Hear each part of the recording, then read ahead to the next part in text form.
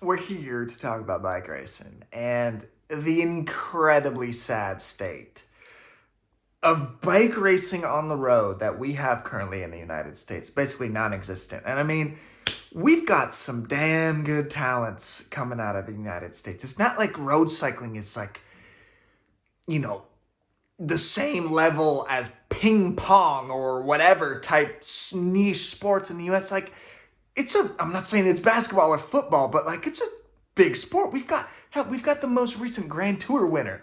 We had Lance, like we've got Matteo Jorgensen, the widest shoulders in the entire world tour, like guys that are gonna be stars and are stars in the US. But we have absolutely nothing. Apart from crit racing, which has literally just become a fighting boxing match. Every time I go on Twitter, I see new headlines of fighting and people suspended and, no, paso de esto. Not my game. But anyway, we have literally nothing in terms of infrastructure, races, teams for second tier level riders. As Americans, we've got a lot of real top tier riders. These Brandon McNulty's, Matteo, Seps, Magnus Sheffield. We've got a ton of them. Sean Quinn. But yeah, we have absolutely no way for someone like me who's not going to win you a Grand Tour, who's not going to win you something, but also like I'm decently talented. I've had some results in my career and I'm 28, which is our theoretical peak of our career. And here I am like bouncing around teams in Europe, racing for, just trying to carve myself a little corner in this sport, and it's just getting harder and harder and harder. And it's sad because I see it happening to so many of my friends who maybe aren't as daring as I am to go and race in a Portuguese team where I don't speak the language. I'm just totally isolated. Like I'm absolutely an outsider, like and crazy, like these people look at me like, duh, what the fuck are you doing racing in Portugal? Like, but it's the only option. My other option is either try and beg Legion to go and join their fighting career team and get punched and shit in these crits, or do gravel, which is like, I mean, maybe I end up doing gravel someday, but right now it's not the like historic, dreaming that I dreamed of when I was a kid, climbing these big mountains. And I don't dream of the gravel stuff. I don't know. It just doesn't have the allure to me. And like years ago, I used to just, even 2019, barely a few years ago, those tough days where I'm thinking in the winter, like, oh yeah, this is a tough day. It's freezing, it's snowing. I don't want to train. And I kind of dig deep mentally and draw from these ideas of like, well, getting this session done today is going to help you achieve your dream of winning that Queen stage in the Tour of Utah, which was for me something quite attainable. I was close to doing it. It's something realistic, and it gave me such a drive and inspiration.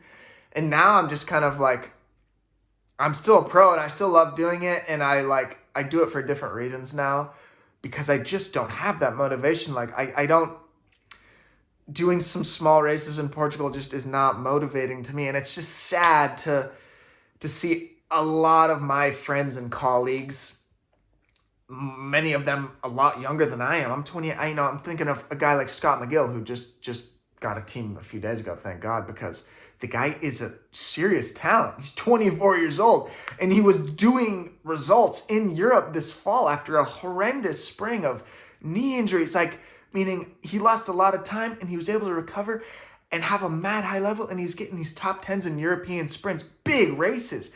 That guy wasn't even able to find a team. And I'm thinking, wow, there's just no fallback net for American riders, like I say, that aren't Sepp Kuss's or Mateos or these hitter guys. Whereas 10 years ago, there really was that infrastructure to guys like, I took a lot of inspiration from a guy like Rob Britton, who is self-proclaimed that he wasn't the most talented, but we're talking about a guy that won various big, important international bike races, Tour of Utah, Tour of the Gila, and he was just a hard worker. But he had the infrastructure there that allowed him the ability to just work hard and really get to his peak performance level. Whereas I'm over here kind of being like, stressing more about like trying to find a scrape, get or enough money to try and live and find begging teams, and people are quitting. It's just sad. Like, here we are, a big nation, a nation that is, again, self-proclaimed big sports nation. It's not like cycling is a niche sport. We have a Grand Tour winner over there. It just is insane to me that there's no races. There's no team. I'm looking at here, 2014, the first year that I was a cyclist. We had 10 registered continental teams. 10! Now there's one. Like, it's really just a depressing scene. And I know, like, first world problems, cancel me, whatever. I don't give a shit. I'm not trying to impress any American teams to try and get on their team, because there ain't no freaking teams in America. But anyway, it's just sad. Maybe someday it'll return. That's kind of my thinking. Like, you know what? I mean, if you quit, you're done forever. But if you can just hang on, maybe someday in these next few years, I'm still 28. Like I said, I'm not that old. Maybe there'll arise an opportunity, another team. I can maybe, I don't know. I just don't feel like I'm done yet, but the doors are just closing. And I have a contract for the next year, and I'm super grateful with FPL, a Portuguese team, and I'm really, really hyped. But like I say, it is different. I don't feel at home, that's for sure, in that team, compared to what I would feel like in an American team, or at least with people that speak my language, you know, like, I don't know. It's hard. It's kind of my daily venting. I don't even know what the fuck we're saying. But yeah, let's tour Utah, tour California, tour Colorado. Let's get you guys back going, eh? Like, that would be super dang. I'll help. Come on.